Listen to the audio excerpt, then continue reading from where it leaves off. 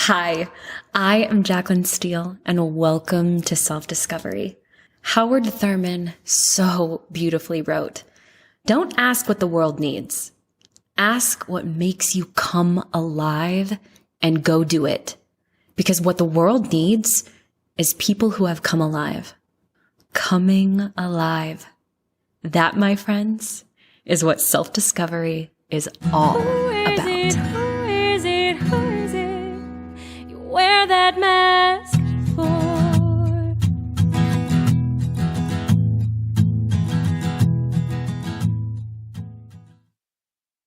Well, hello everybody, and happy Wednesday to you. Welcome to this episode of Self-Discovery, soon to be Self-Worth with Jaclyn Steele. Yes, we're still doing the name change.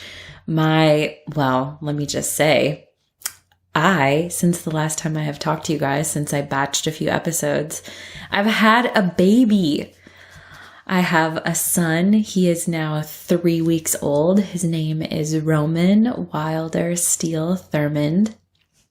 And he is just the love of my life. And if I keep talking about him, I'm going to cry and turn into a puddle of happy tears. So I'm not going to do that.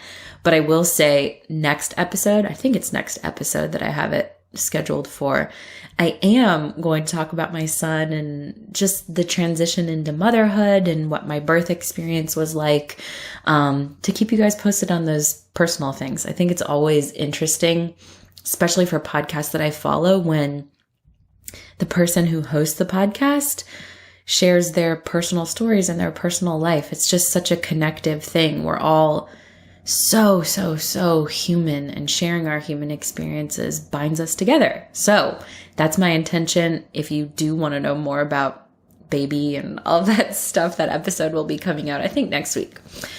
Today, though, we are going to talk about why your self-image determines your trajectory in life. This season, as I've said, I'm introducing a theme of the month. And for March, the theme is self-image. I want to speak with you about self-image because I believe it's one of the most important elements to elevating our self-worth.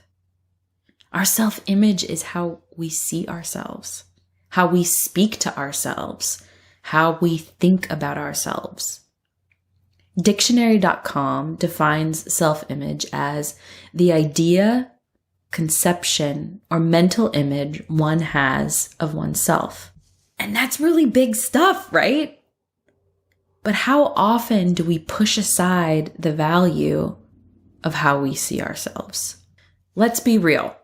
How many of us focus on regularly elevating the thoughts we have about ourselves? Or how we speak to ourselves about our bodies, or our careers, or our families? Our self-image is a key component to how we show up in the world, and it is a key component in our level of self-worth. I would go as far as to say our self-image determines our trajectory in life. And here's why. How we see ourselves determines what kind of opportunities we put our hat in the ring for. Whether or not we are going to show up at that pool party sporting a swimsuit, right? All the women who are listening know what that feels like. Determines how we speak in public, how we show up online, and what we do or don't share. The frequency on which we live, high or low, or somewhere in between, or just meh. The way we show up in our relationships, whether we show up with authority or as a victim. The way we eat, the way we treat our bodies, the things we spend money on or don't spend money on, the books we read, the television we watch, the resources and energies we are or are not willing to allow into our lives. You get my drift here, right? How we see ourselves subconsciously determines how we walk in this life. If you don't think that you are worthy of that promotion, you aren't going to apply for it.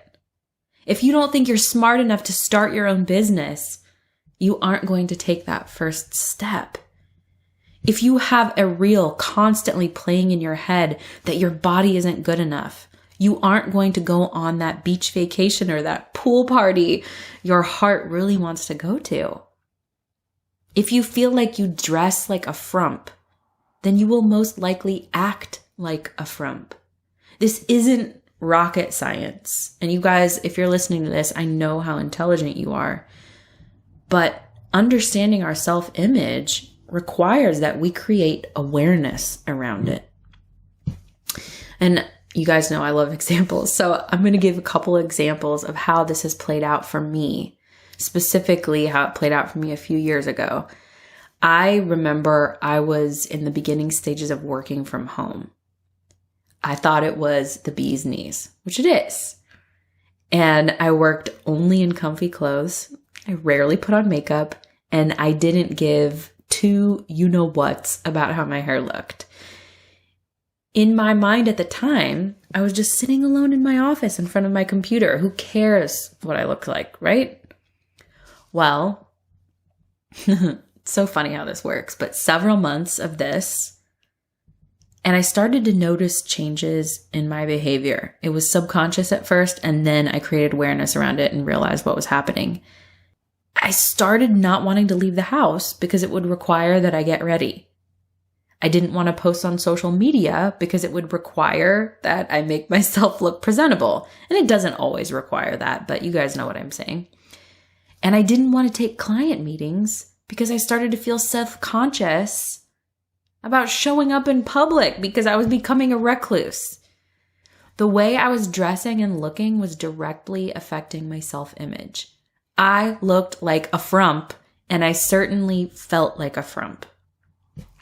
When I realized this, I thought, well, I can change my behavior. I don't have to wear business clothes, but I can wear jeans and a cool sweater and boots all day. I can put on makeup and brush my hair and make myself feel like I want to show my face. And I did. And I still go super casual sometimes, but more often than not, I get ready every day. It makes me feel like I can take on the world. It makes me feel like I'm honoring my body and respecting myself.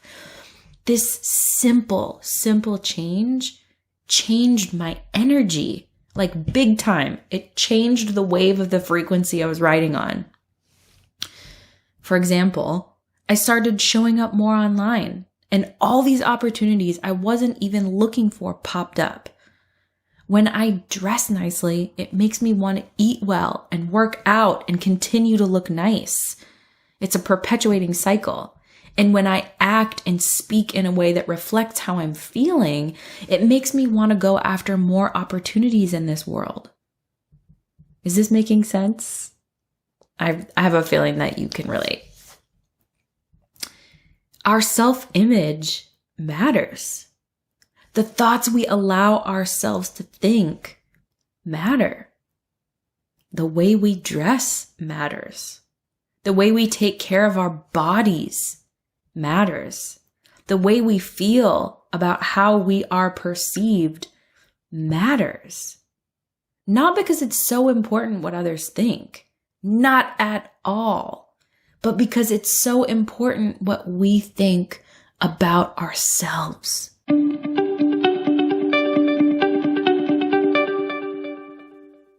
Today's episode is powered by The Golden Secrets. This incredible skincare line was birthed from the heart and soul of Jessie Golden, who, if you don't know who she is yet, you should listen to episode 102 of this podcast because I interviewed her and you're going to absolutely fall in love with her. I'm telling you. But this line, The Golden Secrets, is a holistic, sustainable, fair trade, wild harvested, and cruelty-free skincare and wellness line that wants to inspire rituals of self-love and unveil a natural, ageless golden glow. It's rooted in nature, ancient wisdom, and organic beauty. The Golden Secrets is committed to giving back and providing tools for the conscious consumer to live a more balanced, fulfilled, beautiful, and purposeful life. Sound like something you want to be a part of? Yep, me too. The Golden Secrets thrives on making skincare and wellness products that benefit everybody, all ethnicities, sexual orientations, and specific skincare needs. Skincare that doesn't harm you or the environment, but instead works in harmony to awaken it. Oh, yes, yes, yes. Also, every product comes with an affirmation and a QR code so you can quickly learn how to use the product. I love combining affirmations with things we do every day. It transforms something as mundane as putting on your moisturizer into a sacred moment. And if you have been listening to this podcast for any length of time, you know I'm all about that. This line it's just next level. I have their Youth Beauty Face Oil, their Aura Beauty Mist, Sorceress Stone Gua Sha Beauty Tool, Gold Pulse Firming Face Wand, and the Sculpting Stone Gua Sha Body Tool. I've also heard rave reviews about the Golden Secrets Heal All Oil, so that's next on my list. I use these products pretty much daily, and my gosh, I could go on for days about the benefits of gua sha, which if you buy any of their gua sha tools, you get a giant ebook chock full of info on how to use it and why it's so transformative and why the stone specifically, the composition of the stone is so important. It's not like other gua sha tools at all. I'm also so in awe of the Youth Beauty Face Oil. It immediately absorbs into your skin. It plumps it up. It gives you this golden glow. And the Aura Mist penetrates your skin and locks in moisture 5 times better than hyaluronic acid. Guys, it's a total game changer, especially if you live in the desert like me. And in addition, this might be my favorite product, although it's really hard to say. The Gold Pulse Firming Face Wand not only feels amazing, it helps erase the tiny forehead wrinkles I have. I've watched in awe multiple times in the mirror as those little bad boys disappear as I use this tool. I cannot recommend this line enough. It is next level on every level. So do yourself a favor and go to thegoldensecrets.com or follow the link in these show notes and use code Jaclyn10 for 10% off your order. Again, code Jaclyn10 will get you 10% off your order. All the information is in the show notes.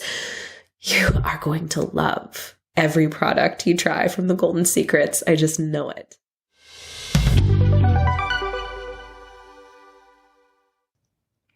So if you find you are in a place right now where you are struggling with self-image, here are a few things that you can experiment with. And these are things that have changed the way that I see myself. Washing my face, brushing my teeth, putting on a little makeup, and dressing in a way that feels self-expressive. Meaning, I dress the way I want to feel. Another thing, moving my body because it builds my self-confidence.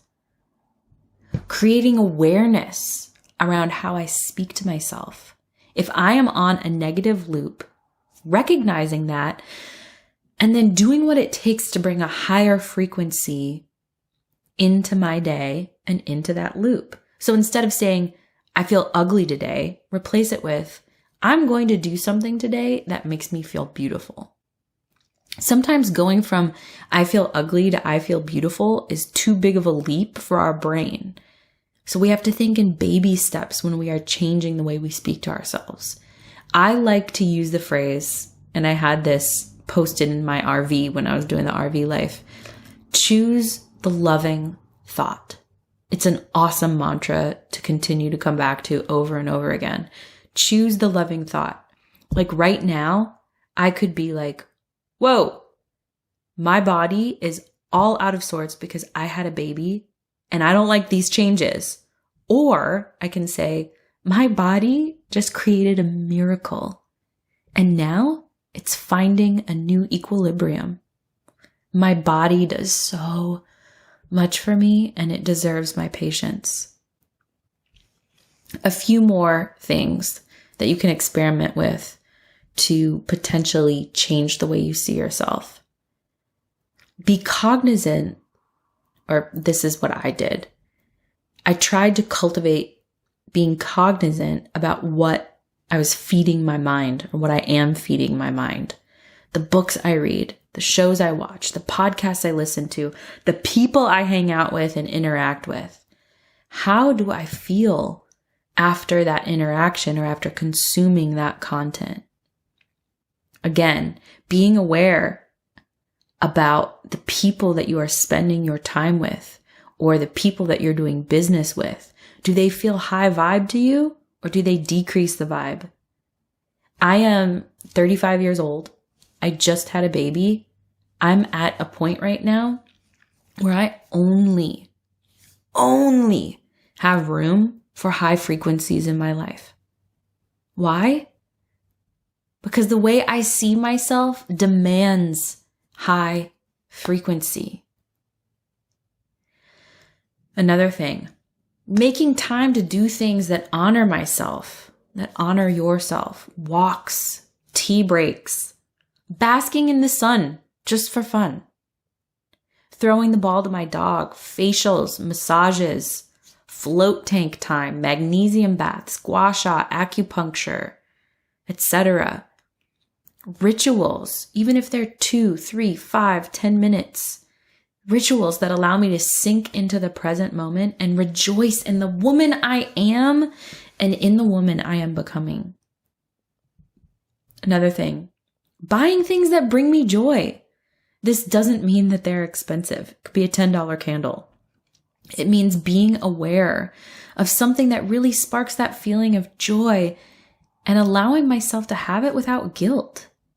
Like I said, could be a $10 candle. Candles are something that bring me so much pleasure. Are they necessary? No. But do they bring me joy and increase my frequency when I sit at my desk and light one every day? 100%. Last thing that I'm going to touch on. Saying no when I really want to say no. Same goes for you. Saying no when you really want to say no. Having excellent boundaries with people and clear communication. Gosh, this is hard and sometimes it can feel like we're being unkind. But what I have found is that the kindest way to be is clear and to have good boundaries. So let's say someone wants you to attend an event and you actually really want to go, but you know that you're tired and you need to keep some energy in the tank. You can say, yes, I'll be there, but I can only stay an hour. I love the nuances of getting into the details of my communication with people. The reason I love this is because I used to fire off like a yes or a no so fast. And then I would deal with the ramifications of whether or not I actually wanted to participate.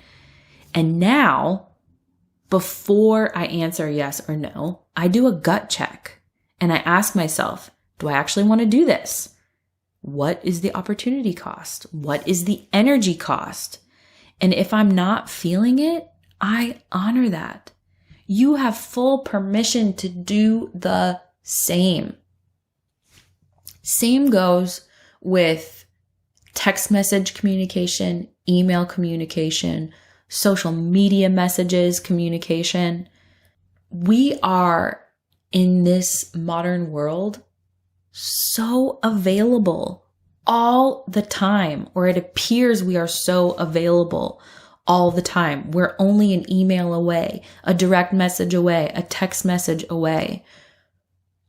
But if we don't have the energy to keep up with all of the stuff that is coming in our direction, we don't have to. We can say, hey, I'm not up for a conversation today. Hey, I know you called me, but I'm not at a point right now where I have enough energy to call you back. Or if somebody is just trying to get into contact with you and they're sucking your energy, you also don't have to respond. And me 5 years ago felt responsible for everybody's feelings and then allowed myself to be in the back seat of my own life and my own energy. The me today, the self-worth infused self-worth on the path to recovery and healing me says, hey, I'm worthy of listening to my heart in this moment. I'm worthy of checking in and going, do I have energy to have this conversation? I'm worthy of asking myself, do I have what it takes to invest in this relationship right now? And if I don't, as hard as it is, I'm honest about it because I believe that's the kindest, most integrity-filled way we can show up. So I could go on and on and on about self-image, but for now, I think what I touched on is a great start. Not only is self-image how we see ourselves, but it's how we treat ourselves. And if you want to change the trajectory of your life, I cannot recommend enough starting with how you see and treat yourself first. Your self-image. I know that you can do this. But if at any point you feel overwhelmed, just repeat the mantra, choose the loving thought. This is my backbone mantra, and it reminds me that I can always, always, always be returning to love and specifically to self-love. High self-love equals high self-image. And you, my friends, are beyond worthy of a high self-image right now, just as you are in this very moment.